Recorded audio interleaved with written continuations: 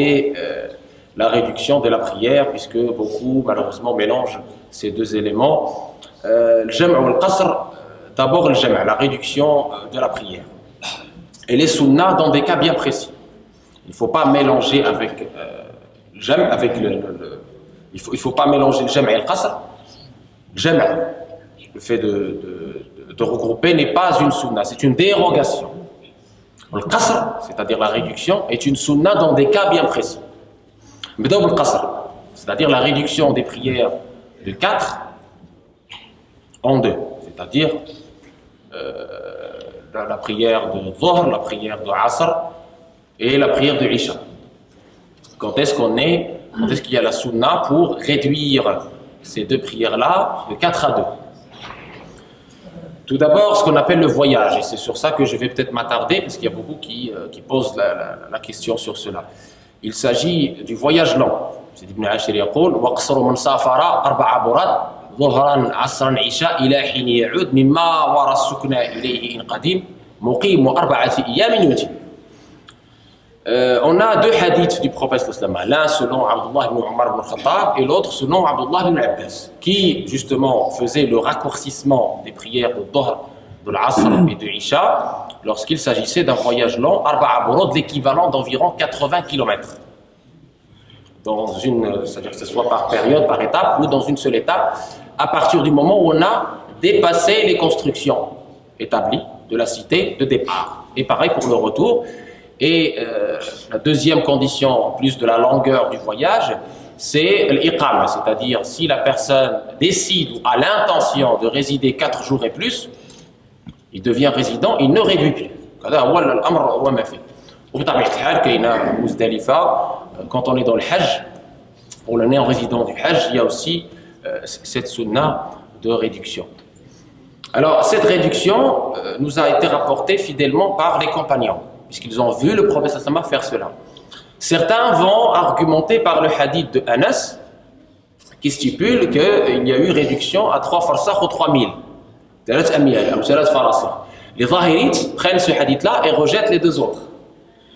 Les Malikites et Shafi'ites et Hanbalites, en fait, disent que ce hadith-là de Anas, qui est authentique comme les 2 autres, nous parle d'une situation d'étape, c'est-à-dire c'est une étape dans le voyage, c'est pas la cible du voyage, c'est-à-dire que finalement ça correspond au fait de dépasser les premières constructions. Il y a qui dit واقصر من سافر 4 برد ظهرا عصرا عشاء إلى حين يعود مما وراء السكنى إليه إن قديم مقيم 4 أيام يتم. Donc ça c'est al-qasr. Grosso modo, très brièvement, donc réduire les 4 prières à 2 prières, à 2 rak'at au lieu de 4 est une sunna dans les cas précis que je viens de citer, et notamment dans ce qui est voyage lent, si la personne a l'intention de résider moins de 4 jours. Maintenant, le jam', le regroupement.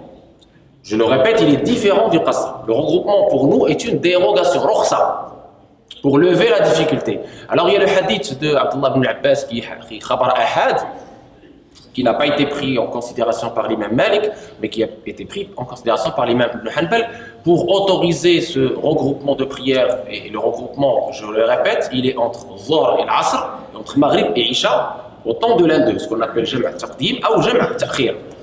Eh bien, ces 2 prières-là, pourquoi? Parce qu'ils ont un temps commun. On l'a déjà vu, quand on a parlé des temps de la prière, et ce regroupement est une dérogation pour lever la difficulté pour certains. Pour d'autres, il est précisément lié au cas du voyage. Et à ce moment-là, à la différence du voyage pour le qasr, n'importe quel voyage, même s'il est moins lent, et évidemment, du moment qu'il y a cette impossibilité ou cette difficulté de prier la prière suivante en son temps, on peut la regrouper avec la prière d'avant. Et il s'agit ici de Dhuhr avec Asr, a priori ou a posteriori, Taqdim ou Ta'khir, et de Maghrib avec Isha, Taqdim ou Ta'khir. Très important. إذن هذا الأمر ديال الجمع قلت أنه يختلف مع القصر. Et donc ça est le regroupement pour la maladie également.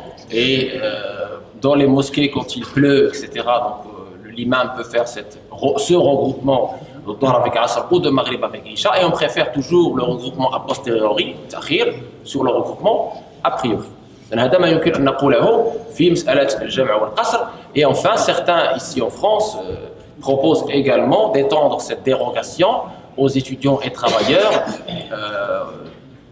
pendant l'heure d'hiver, quand il s'agit de prier Dhuhr avec Asr avant d'aller travailler, enfin, c'est-à-dire au moment de Dhuhr, entre midi et deux avant de, voilà, ou bien le Maghrib avec Isha a posteriori quand on est chez soi. Donc, il y en a qui font cette dérogation-là à condition de ne pas en faire une habitude.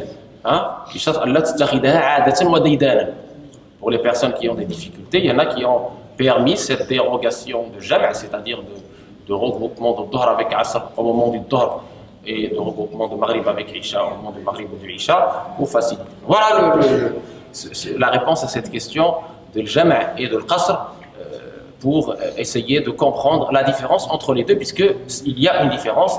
Le qasr, je répète, est une sunna dans les conditions que j'ai citées, et la dérogation de jam' est une rukhsa dans les cas que j'ai cités, sauf évidemment pour le hajj dans les cas que j'ai cités également.